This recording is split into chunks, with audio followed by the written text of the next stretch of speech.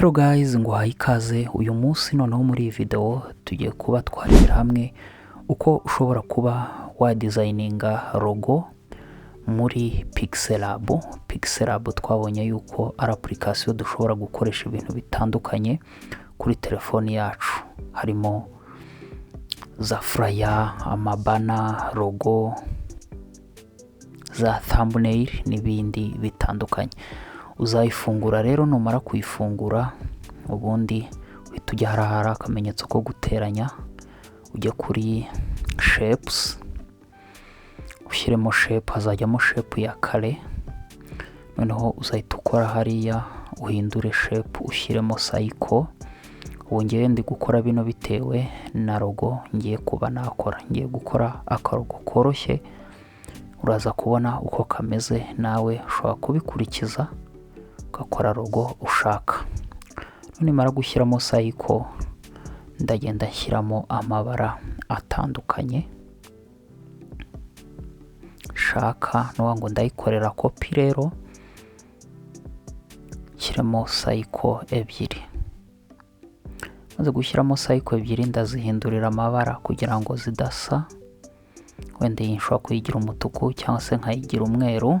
Reka tuyigira umweru, nibwo biratworohera ibintu tugiye gukora. Nuvuga ngo ikintu ngiye kuba nakora, ngiye kureshyeshya zino nziga nkate aha hantu h'umweru haze gusigara akantu kameze nk'ukwezi k'umukara. Nibyo rero ngiye gukora, nuvuga ngo ndi kubiringaniza kugira ngo bize kuba byakunda. Ubwo rero ndahita nkora iki, maze kubiringaniza ngiye kubifatanya. Ndakora hariya hejuru nkore merge, ngo ngiye gufatanya uru ruziga rw'umweru n'umukara. Kora rero ukabyemeza, ukatuvivura twose, ugakora hariya, undi ugakonfirima, ukamerginga. Nuvuga ngo inziga zacu zirafatanye. Reka rero dukate aka kantu k'umweru, kakaziga k'umweru, dusigarane kari akantu k'umukara. Urakora iki? Urajya kuri eraza kara, ubundi ukoreho. Numara gukoraho uremeza. Iyo wemeje ibara ry'umweru ritarigenda, ariko hari igihe haba harimo irindi bara, nabwo ushobora kwifashisha kari akantu kameze nk'agakaramu kari hariya ushobora kuza ugaselecta ibara, bikamera nka kwa kundi ukoresha kuri telefoni yawe chroma key uri kweditinga. Ngo rero kari akantu kadufasha kuba twakora eraza y'ibara dushaka ko rivaho. Uyo dushaka umukara twari kugashyira mu ry'umukara. Rero dusigaranye kano kantu kameze nk'ukwezi k'umukara. Turakora copy nanone, ubundi tutugire tubiri, ugahindukize, ukareshyeshye neza, use nk'ukora uruziga. Nuvuga ngo ugahindure n'ibara ukagira umutuku, ubundi use nk'aho ukora inziga zirebana, rumwe rwinjiye mu rundi. Uratureshyeshya neza rero kugira ngo nuvuga ngo design ugiye gukora bize kuba bihuye cyangwa se birimo neza, kugira ngo bize kuba byakunda bitewe n'icyo ushaka. Nuvuga ngo design nshaka ko tuza kuba duhuye neza.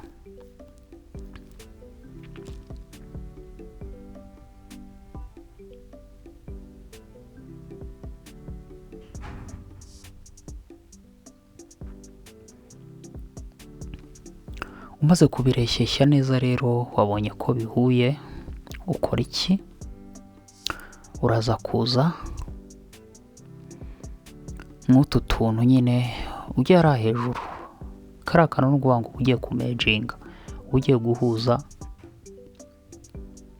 tuno tuntu, cyangwa se niba kamwe karyamye ku kandi ushobora kugenda nabwo ubihindura. Tumaze kubihuza tuyashyiramo text, ujya hariya hejuru ku kamenyetso ko guteranya, ukajya kuri text, ubundi kandikamo text ushaka. Ngo nshaka gukora logo irimo ijambo rya MK.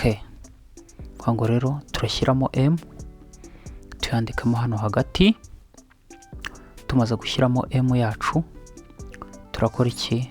Turaza hano ku nyuguti ya A tugende duhindura ibintu dushaka, harimo nka size, font n'ibindi. Urajya kuri font rero ushyiremo iyitwa chunk 5 niyo nahisemo, ubundi nze nyishyira hano ndeshyeshye neza, ni ukuvuga ngo ino text cyangwa se ino nyuguti ya M nyireshyeshye neza. Nkore copy ya text n'ubundi nandikemo K, ngo ninandikamo K, ndaza n'ubundi aya magambo yacu twanditsemo nze nyihindure amabara, nuvuga ngo imwe ndayigira umutuku indi nyigire umukara.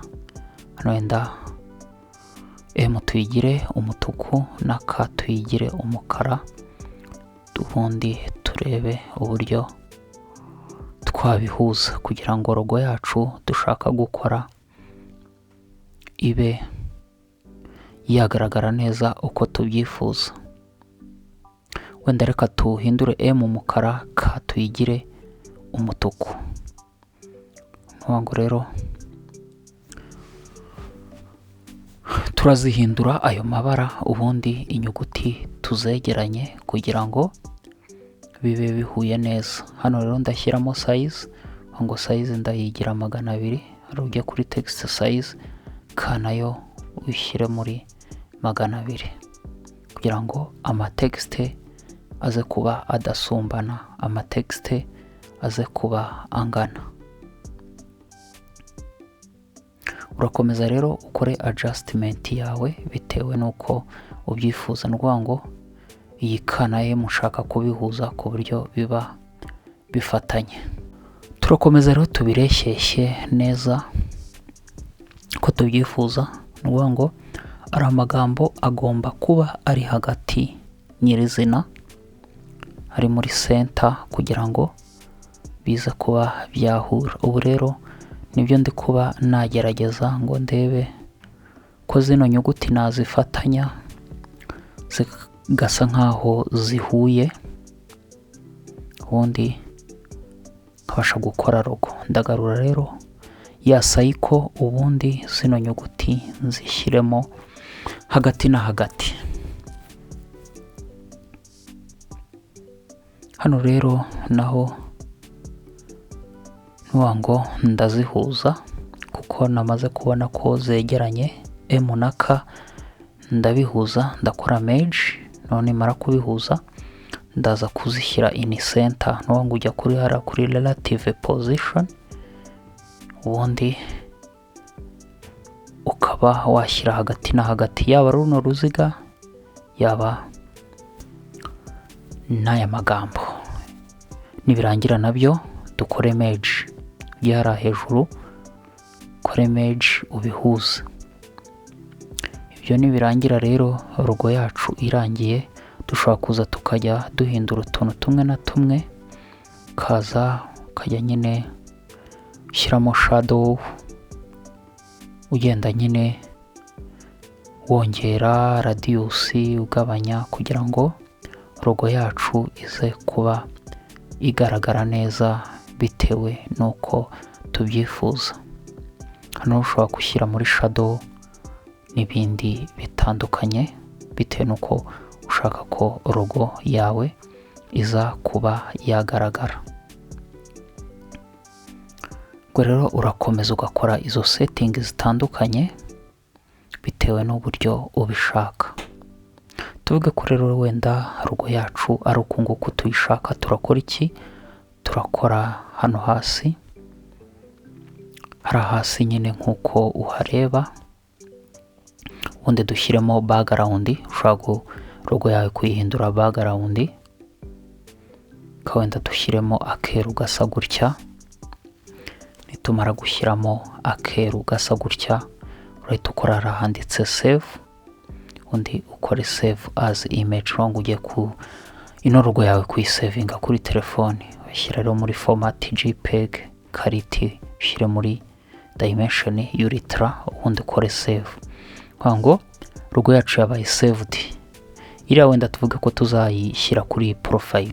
Reka rero dusevinga iyo dushobora kuba twakifashisha nta background ifite. Urajya hariya kuri transparent ubundi background uyikureho, noneho nibirangiza ujye hariya hejuru nanone usevinge image yacu. Ni ukuvuga ngo kubera ko ndi kubivuga nihuta, urajya usubiramo ureba ahantu nagiye shyira turiya dufureshe uzajya ubibona. Ubu ni ukuvuga ngo na sevinze iya mbere dushobora gukoresha nka profile, n'iyindi dushobora gukoresha tugiye gushyira kuri video. Reka dufungure KineMaster. KineMaster ni application ikora ama video.